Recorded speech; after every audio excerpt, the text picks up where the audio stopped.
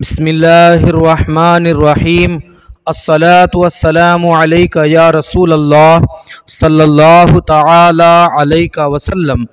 بیعت عقبہ اولیٰ کے ایک سال بعد سن 13 نبوی میں حج کے موقع پر مدینے کے تقریباً 72 اشخاص نے منا کی اسی گھاٹی میں اپنے بت پرست ساتھیوں سے چھپ کر حضور صلی اللہ علیہ وآلہ وسلم کے دست حق پرست پر بیعت کی اور یہ عہد کیا کہ ہم لوگ آپ کی اور اسلام کی حفاظت کے لیے اپنی جان قربان کر دیں گے۔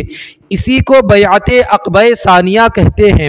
اس موقع پر حضور صلی اللہ علیہ وآلہ وسلم کے چچا حضرت عباس رضی اللہ عنہ بھی موجود تھے، جو ابھی تک مسلمان نہیں ہوئے تھے۔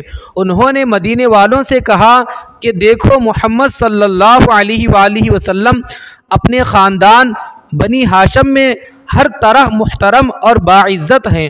ہم لوگوں نے دشمنوں کے مقابلے میں سینہ سپر ہو کر ہمیشہ ان کی حفاظت کی ہے۔ اب تم لوگ ان کو اپنے وطن میں لے جانے کے خواہش مند ہو تو سن لو، اگر مرتے دم تک تم لوگ ان کا ساتھ دے سکو تو بہتر ہے، ورنہ ابھی سے کنارہ کش ہو جاؤ۔ یہ سن کر حضرت برا بن عازب رضی اللہ تعالیٰ عنہ طیش میں آ کر کہنے لگے کہ ہم لوگ تلواروں کی گود میں پلے ہیں۔ حضرت برا بن عازب رضی اللہ عنہ اتنا ہی کہنے پائے تھے کہ حضرت ابو الہیثم رضی اللہ عنہ نے بات کاٹتے ہوئے یہ کہا کہ یا رسول اللہ صلی اللہ علیہ وسلم، ہم لوگوں کے یہودیوں سے پرانے تعلقات ہیں۔ اب ظاہر ہے کہ ہمارے مسلمان ہو جانے کے بعد یہ تعلقات ٹوٹ جائیں گے۔ کہیں ایسا نہ ہو کہ جب اللہ تعالیٰ آپ کو غلبہ عطا فرمائے تو آپ ہم لوگوں کو چھوڑ کر اپنے وطن مکہ چلے جائیں۔ یہ سن کر حضور صلی اللہ علیہ وآلہ وسلم نے مسکراتے ہوئے جواب دیا کہ تم لوگ اطمینان رکھو کہ تمہارا خون میرا خون ہے، اور یقین کرو کہ میرا جینا مرنا تمہارے ساتھ ہے۔ میں تمہارا ہوں اور تم میرے ہو، تمہارا دشمن میرا دشمن اور تمہارا دوست میرا دوست ہے۔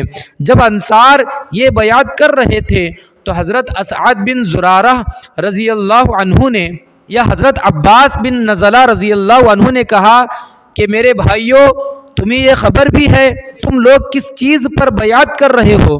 خوب سمجھ لو کہ یہ عرب و عجم کے ساتھ اعلان جنگ ہے۔ انصار نے طیش میں آ کر نہایت ہی پرجوش لہجے میں کہا کہ ہاں، ہم لوگ اسی پر بیعت کر رہے ہیں۔ بیعت ہو جانے کے بعد آپ نے اس جماعت میں سے 12 آدمیوں کو نقیب یعنی سردار مقرر فرمایا۔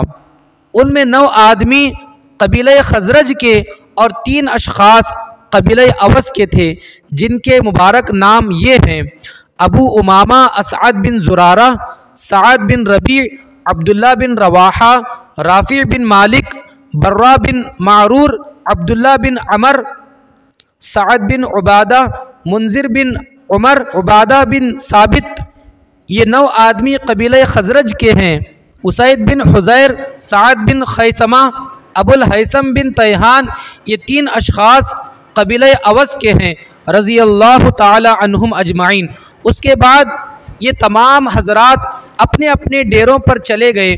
صبح کے وقت جب قریش کو اس کی اطلاع پہنچی تو وہ آگ بگولا ہو گئے، اور ان لوگوں نے ڈانٹ کر مدینے والوں سے پوچھا کہ کیا تم لوگوں نے ہمارے ساتھ جنگ کرنے پر محمد صلی اللہ علیہ وآلہ وسلم سے بیعت کی ہے؟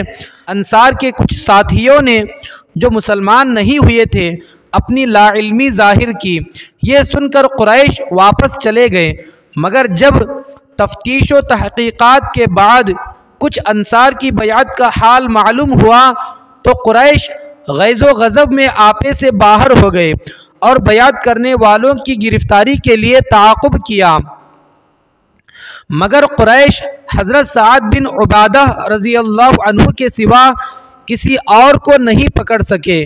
قریش حضرت سعد بن عبادہ رضی اللہ عنہ کو اپنے ساتھ مکہ لائے اور ان کو قید کر دیا، مگر جب जुबैर बिन मुतइम और हारिस बिन हरब बिन उमैया को पता चला तो उन दोनों ने कुरैश को समझाया कि खुदा के लिए साद बिन उबादा रज़ी अल्लाह अन्हु को फ़ौरन छोड़ दो, वरना तुम्हारी मुल्क शाम की तिजारत ख़तरे में पड़ जाएगी। ये सुनकर कुरैश ने हज़रत साद बिन उबादा को क़ैद से रिहा कर दिया और वो बखैरियत मदीना पहुँच गए।